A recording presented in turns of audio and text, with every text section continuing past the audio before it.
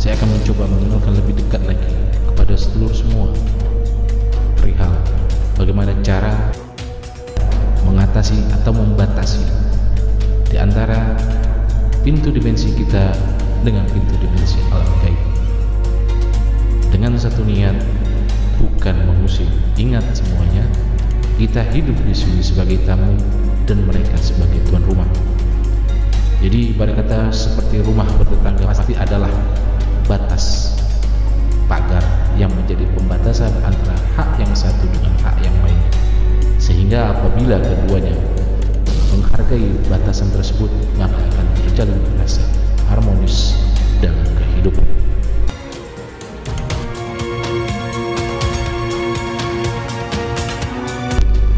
Yang dimana mungkin banyak selama ini kita mengatakan dan bingung, banyak kita bertanya-tanya apa-apa saja daripada tata cara yang dimana semua diawali oleh doa kepada Tuhan Sang Pencipta alam.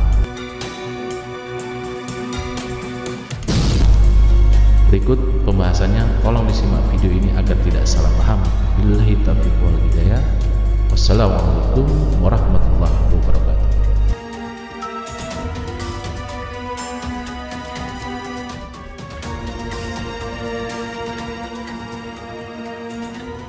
Di poin pertama, memelihara angsa dan menanam telurnya.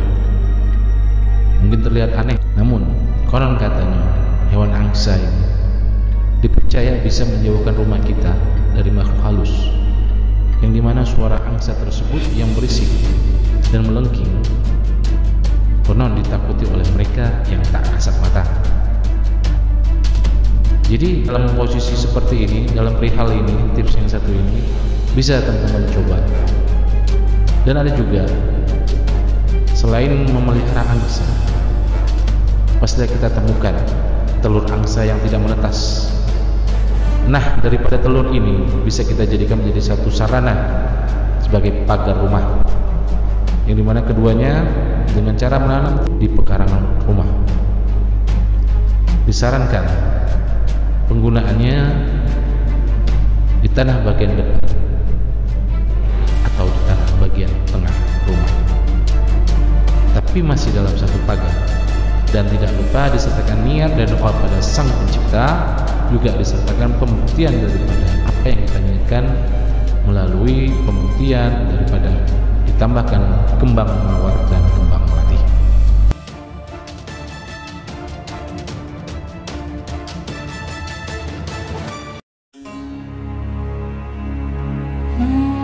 Di poin kedua, garam. Di samping kegunaannya untuk bumbu dapur masakan, pelengkap cita rasa satu masakan yang mendapatkan satu rasa kelezatan di lidah, ternyata bahan dasar ini, bahan yang ada di dapur ini diciptakan juga oleh Tuhan Sang Pencipta alam bagi manusia, yang dipercaya bisa mengusir gangguan hantu dan sejenisnya dari rumah kita.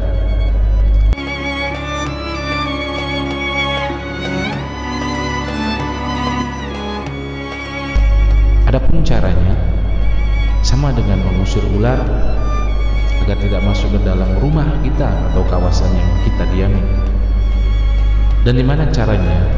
Yaitu menaburkan garam kasar ke sekeliling rumah, dan diawali pula dengan memohon pertolongan pada Sang Pencipta, dimana yang kita lakukan hanyalah sarana daripada pembuktian daripada niat dan doa yang kita ucapkan pada Sang Pencipta. Karena setiap satu kebenaran diucapkan dengan lisan, dibenarkan dengan hati, dan dibuktikan dengan amal perbuatan.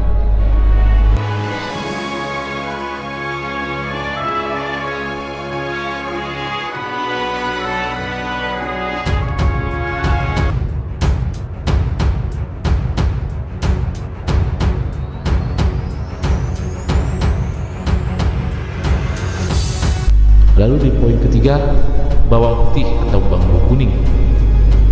Nah, siapa yang tidak kenal dengan bumbu dapur yang satu ini? Siapa yang tidak pernah melihatnya? Siapa yang sangka? Sebagian mitos lokal pun meyakini bahwa adanya makhluk halus yang mendiami suatu rumah atau suatu kawasan bisa dihalau atau dibatasi menggunakan bawang putih dan juga bambu kuning, yang dimana caranya menancapkan bambu kuning serta menggantungkan rangkaian bawang putih di pintu, jendela, dan ventilasi rumah atau di pekarangan yang kita niatkan, yang dimana dengan meletakkan kedua benda tersebut diyakini segala jenis makhluk halus pasti akan pergi dan tidak akan melewati batas daripada alam dimensi kita.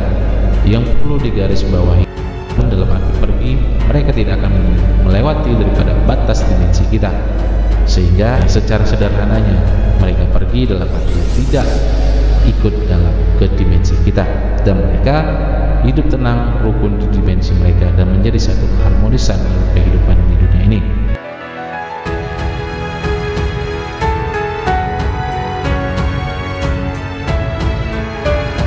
Poin berikutnya ada sapu lidi atau sodolanan.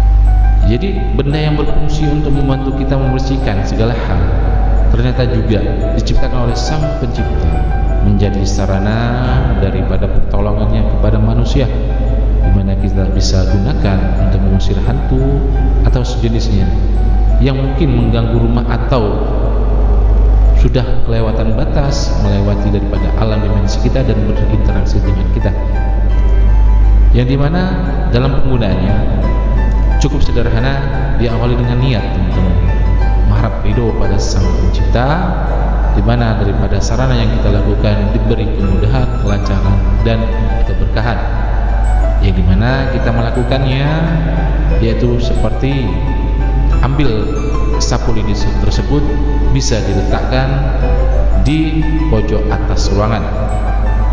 Namun yang perlu diketahui teman-teman, tidak sembarangan sapu lidi yang bisa digunakan untuk mengusir hantu dan sejenisnya. Namun sapu lidi yang lidi-lidinya berasal dari sebuah pohon aren yang jatuh hanya satu batangnya saja, karena dipercaya lidi tersebut memiliki aura gaib atau disebut dengan sodolanan.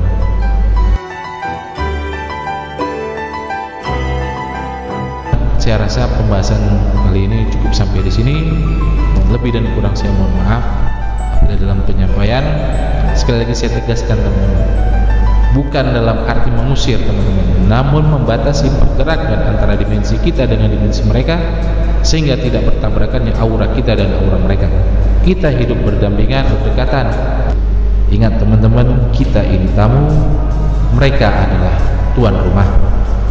Jadi intisarinya semuanya adalah menjaga, memahami, dan menghargai batasan-batasan masing-masing, sehingga terciptalah keharmonisan. Billahi taufiq wal hidayah. Wassalamualaikum warahmatullahi wabarakatuh.